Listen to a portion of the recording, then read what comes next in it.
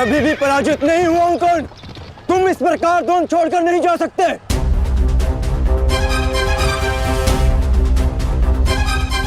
तुम युद्ध के नियम भूल रहे हो अर्जुन। युद्ध का नियम है कि महारथी ही महारथी के साथ द्वंद्व कर सकता है, और तुम रथ विहीन हो, इसलिए मैं तुम्हारे साथ द्वंद्व नहीं कर सकता। पहले अपने रथ का पहिया सुधारो, फिर आकर मुझे युद्ध का आह्वान देना, क्योंकि परशुराम शिष्य कर्ण नियम तोड़कर युद्ध नहीं करेगा।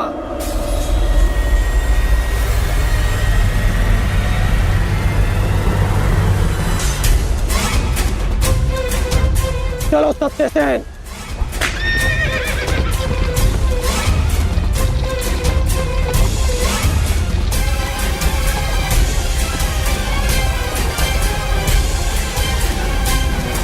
अब समझे पार्थ कि मैं कर्ण की प्रशंसा क्यों करता हूं।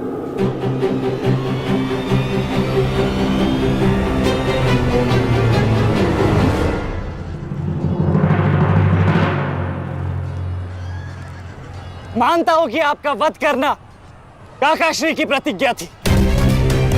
उनकी प्रतिज्ञा को भंग करने का दंड मैं सह लूंगा, परंतु आज अपनी माता के अपमान का दंड मैं आपको अवश्य दूंगा।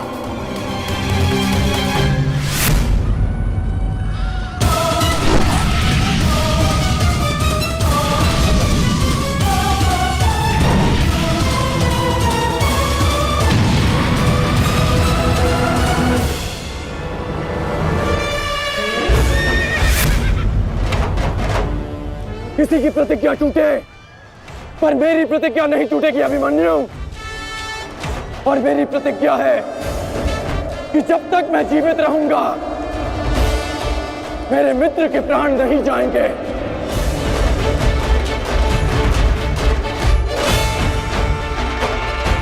यदि जीवित रहना चाहते हो तो पीछे हट जाओ अभिमन्यु। आप भूल रहे हैं अंगराज कि मैं किसका पुत्र हूं। पीछे हटने के बारे में सोच भी नहीं सकता। तो प्रहार सहने के लिए तत्पर रहो।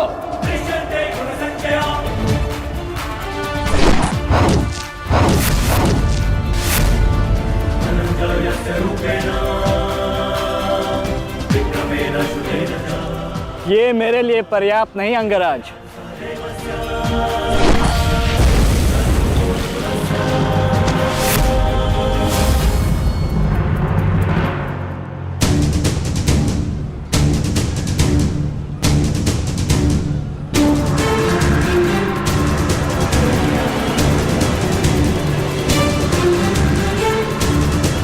ना मेरे पास बाणों की कमी है और ना प्रहारों की। ये अंतिम अवसर है अभिमन्यु, लौट जाओ।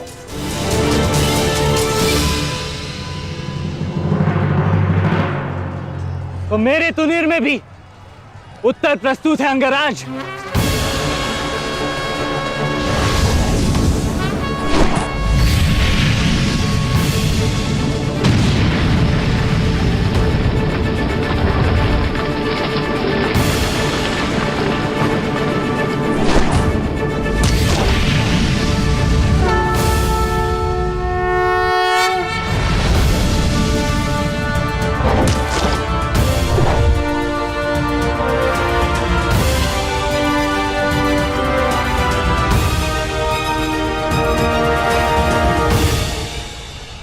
मैं तुम्हारा सामर्थ्य स्वीकारता हूं।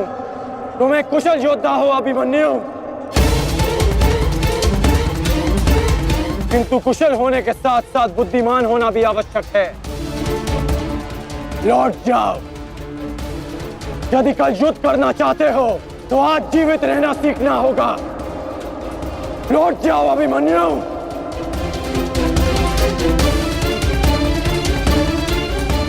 एक योद्धा के लिए आज या कल नहीं होता अंगराज।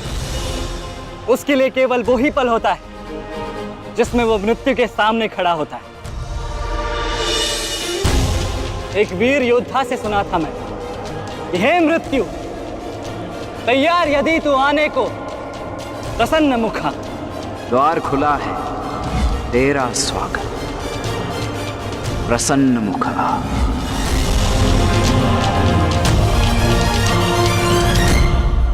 मुझे रोकने का अब केवल एक ही अस्त्र है आपके पास, या आपको मेरा वध करना होगा। तो लीजिए अंगराज, अपने पुत्र के मृत्यु का प्रतिशोध लीजिए। आपके समक्ष आज वो योद्धा खड़ा है जिसके पिता ने आपके पुत्र का वध किया था। प्रतिकार कीजिए अंगराज, रुके क्यों है? क्योंकि जो पीड़ा मैंने सही, मैं नहीं चाहता कि वो पीड़ा मेरा शत्रु भी सहे। कृष्ण ने अपना विकल्प स्वयं चुना था। वो रणभूमि छोड़कर जा सकता था, परंतु उसने मृत्यु चुनी।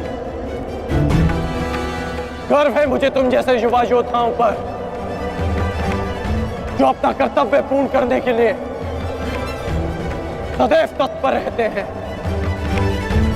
मैं जानता हूं कि तुम पीछे नहीं हटने वाले अभिमन्यु, परंतु मुझे भी अपना कर्तव्य पूर्ण करना है।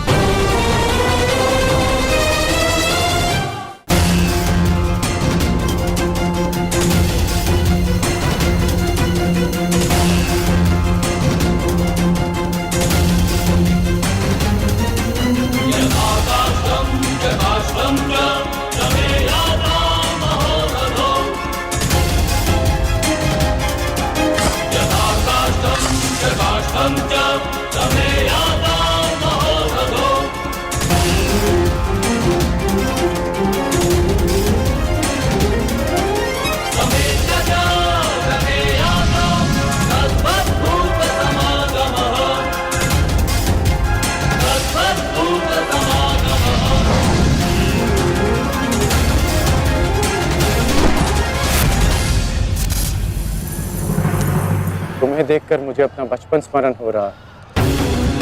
अभी तुम्हारा जीवन आरंभ हुआ है बस। इसे इस प्रकार व्यर्थ मत करो।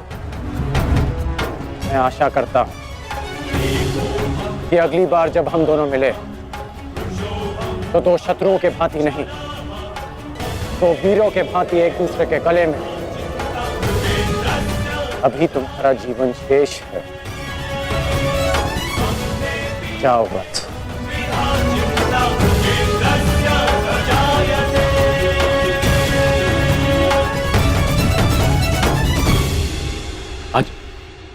आज कौरवों की विजय हुई है गांधारी। पांडवों की एक अक्षुणी सेना को ध्वंस कर दिया है हमने आज। भीम भीम हमारे एक भी पुत्र को क्षति नहीं पहुंचा पाया, एक भी।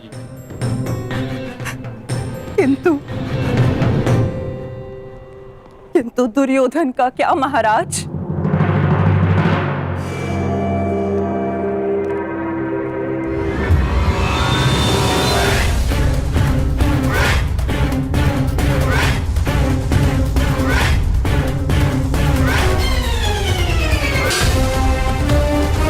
मित्र,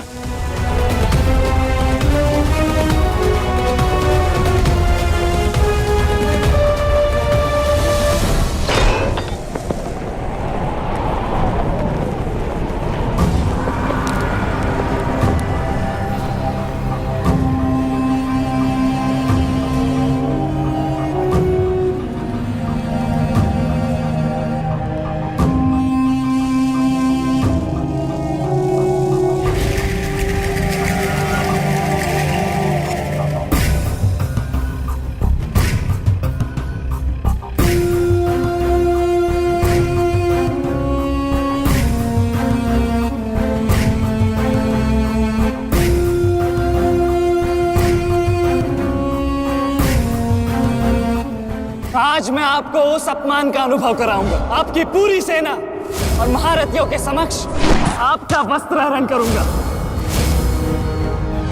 परंतु आज अपनी माता के अपमान का दंड मैं आपको अवश्य दूंगा।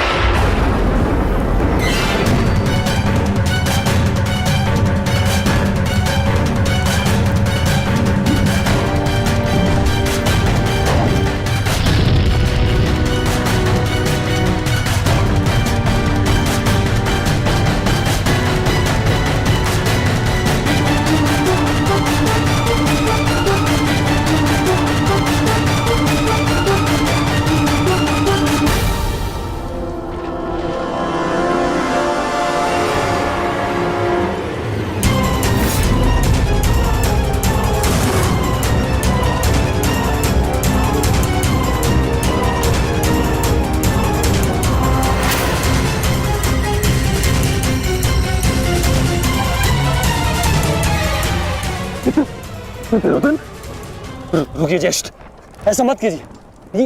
ये क्या कर रहे हैं आप? दुर्योधन, दुर्योधन, ये सब कुछ क्या है? आज के इस युद्ध में हमें विजय मिली है, फिर ये सब कुछ क्यों कर रहे हो तुम? ऐसी विजय जो अपमान की थाली में सजा कर मिले, ऐसी ही विजय से श्रेयस्कर है कि मृत्यु को पालूं।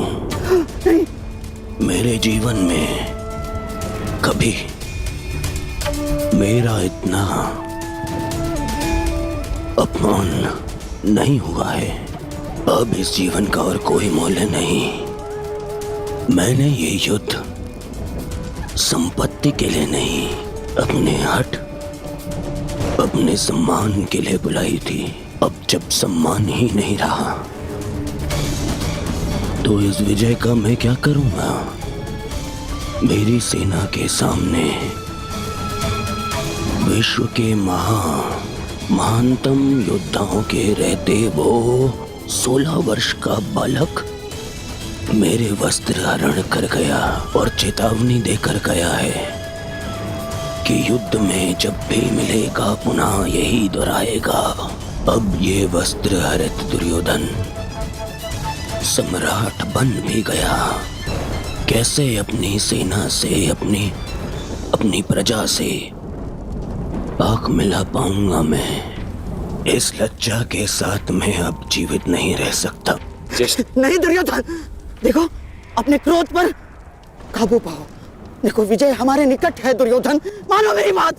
छोड़िए मुझे मामाश्री, छोड़िए मुझे, अन्यथा इस अग्नि में मैं अपने आप से पहले आपकी आहुति दे दूंगा। छोड़िए मुझे। नहीं, छोड़िए, छोड़िए मुझे।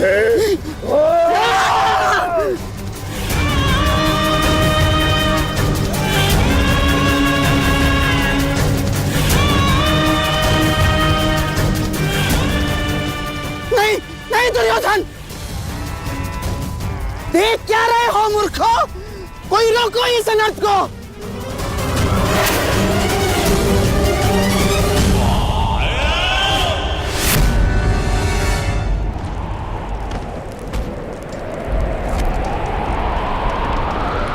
ठहर जाओ मित्र। नहीं, अब नहीं।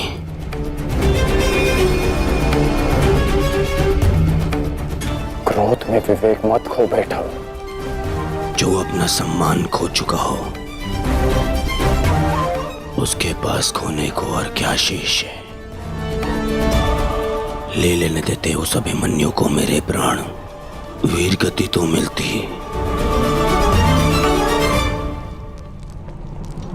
सारी सेना के सामने मेरा वस्त्र हरण कर गया वो बालक, जिन पांडवों का सर कटा हुआ देखना चाहता था, उन्हीं का बालक मेरा सर झुका गया। संसार के सारे योद्धा देखते रह गए और वो बालक मुझे अपने बाणों के चक्र में फंसा गया। मैं ये अपमान सहन नहीं कर सकता। क्या करूंगा जीवित रह गए जब संसार के सामने शीश उठाकर चल भी नहीं सकता मैं। इसीलिए अब मैं अग्नि स्नान करूंगा।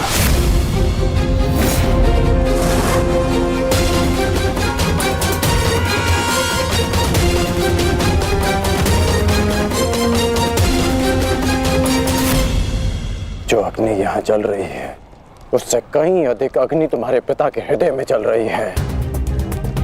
क्या तुम अपने 5 भाइयों का बलिदान व्यर्थ जाने दोगे?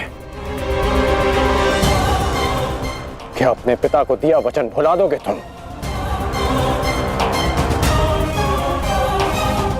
अपने चारों ओर देखो मित्र, क्या ये सब व्यर्थी अपने प्राणों के साथ खेल रहे हैं? जो वीर गति को प्राप्त हुए हैं, क्या उनका बलिदान व्यर्थ जाने दोगे तुम?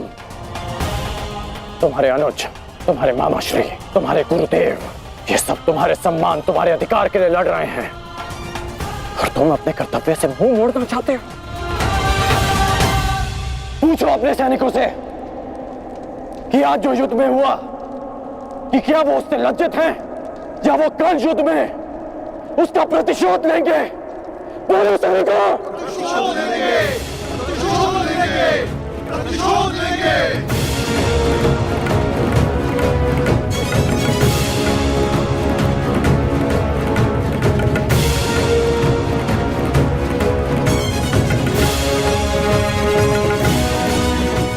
इन सैनिकों का सम्मान मेरे मन में लगी अग्नि को बुझा नहीं सकता मित्र। मैं तुम्हारे लिए सदैव प्रस्तुत हूं मित्र। आदेश दो मुझे, आदेश दो कि क्या चाहिए तुम्हें। तुम्हारी पीड़ा को शांत करने की औषधि क्या है मित्र? बताओ मुझे। मुझे अपने इस अपमान का प्रतिशोध चाहिए। जिसने मेरा मान हरण किया उसके प्राण हरण करने हैं मुझे। मुझे अभिमन्यु चाहिए।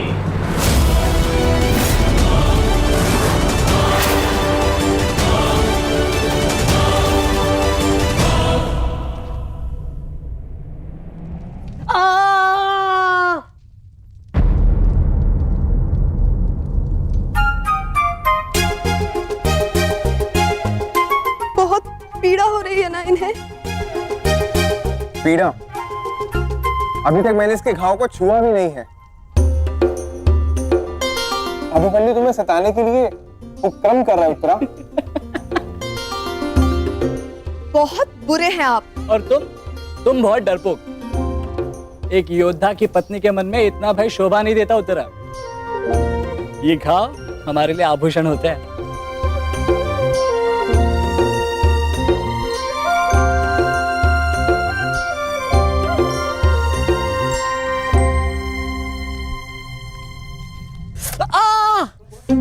क्यों सताते हो तुम उसे? अब क्या करूं माता, वो तो आजकल हर बात पर क्रोधित हो जाती है। और अब आप भी मुझे डांट रही हो। तुम्हें अधिक चोट तो नहीं आई ना पुत्र? नहीं पिताश्री, बल्कि बहुत कुछ सीखने को मिला। सच में अंगराज कर्ण एक महान योद्धा है। उन्हें आपके अतिरिक्त और कोई टक्कर नहीं दे सकता। हाँ पुत्र, परंतु हम दोनों के लक्ष्य और सोच भिन्न है। मुझे तुम पर गर्व है।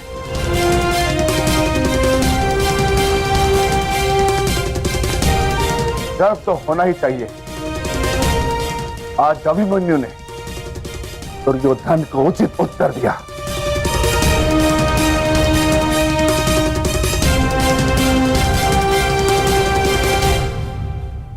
सत्य अभिमन्यु, आज तुमने जो युद्ध भूमि में किया वो अद्भुत था, और मुझे विश्वास है कि कल का दिन इतिहास में तुम्हारा नाम सदैव के लिए अमर कर देगा अभिमन्यु।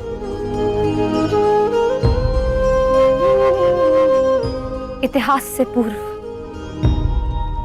मेरे पुत्र ने अपनी छवि मेरे मन में अमर कर दी है।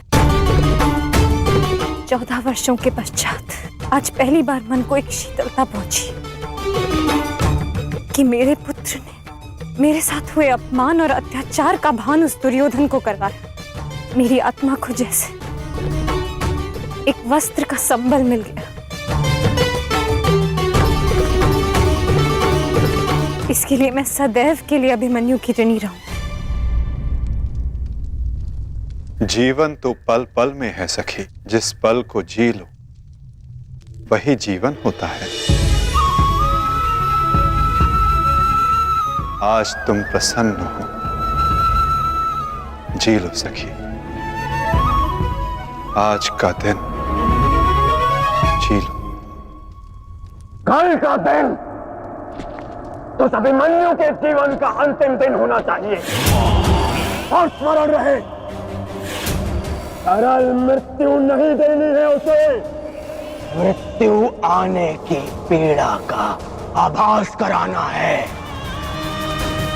और जब तक वो भूमि पर रेंगता हुआ दया की भीख ना मांगे, मृत्यु नहीं आनी चाहिए उसे। वो मृत्यु मांगेगा और मैं हर पल उसे मृत्यु और जीवन के बीच में झुलाऊंगा मैं उसे। असंभव युवराज, जब तक युद्ध भूमि में पांडव उपस्थित हैं तब तक अभिमन्यु तक पहुंचना असंभव होगा। वैसे भी उन्हें ज्ञात होगा कि आज आपके साथ जो हुआ उसका प्रतिशोध आप अवश्य लेंगे। इसी कारण अभिमन्यु तक पहुंचना इतना सरल नहीं होगा।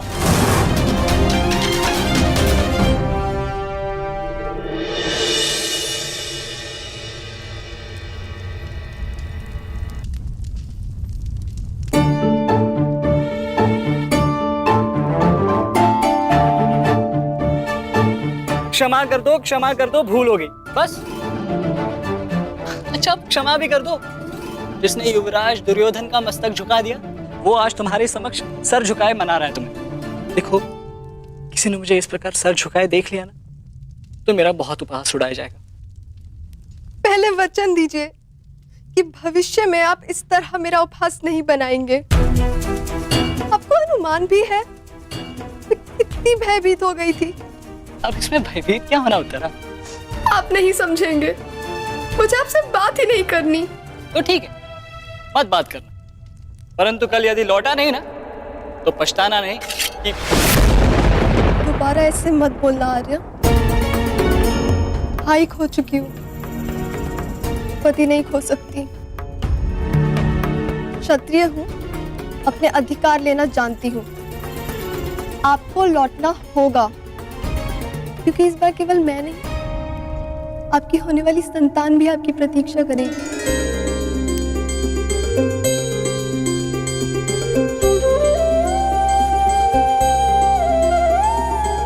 सत्य उत्तरा?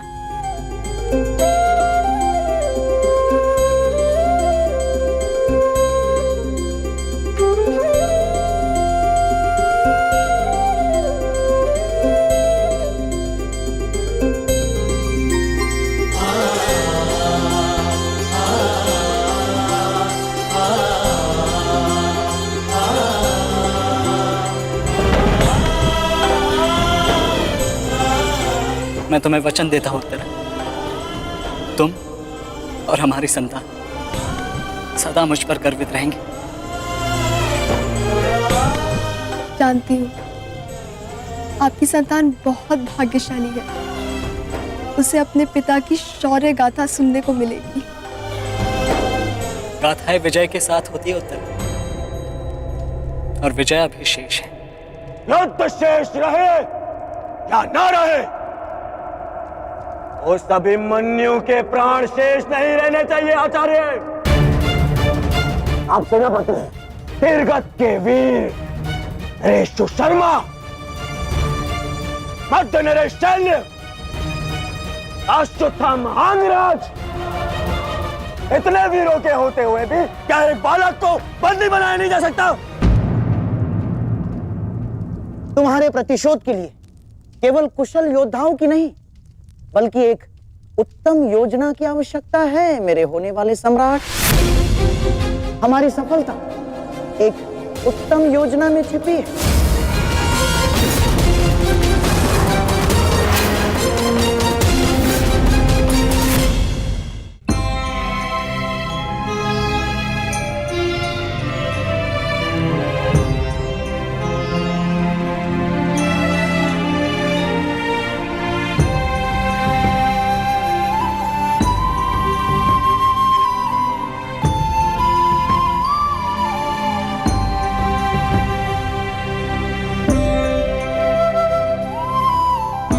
ऐसा क्या है जो आप चाहकर भी मुझसे नहीं कह पा रहे हैं सखा?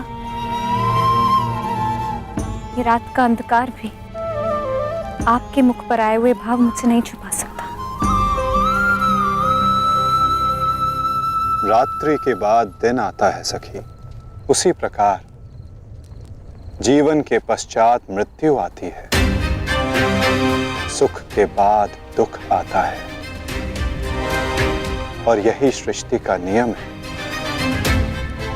हमें अपने जीवन में सबके लिए तत्पर रहना चाहिए सखी।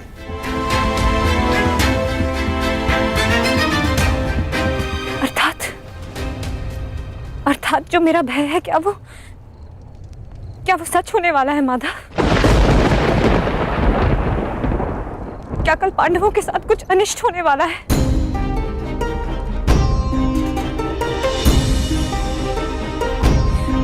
आप तो सब जानते हैं ना सखा। बताइए मुझे।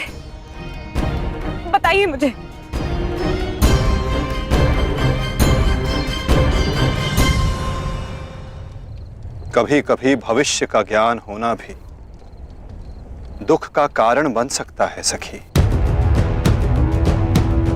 यदि समय के अनुसार मनुष्य को सत्य का ज्ञान हो तो वो स्वयं को संभाल सकता है। और आज तुम्हारी प्रसन्नता का दिन है सखी। आज तुम्हारे पुत्र ने तुम्हारे अपमान का प्रतिकार किया है। जाओ सखी, जाकर सो जाओ, क्योंकि जीवन की हर रात्रि सदैव सोने के लिए नहीं होती।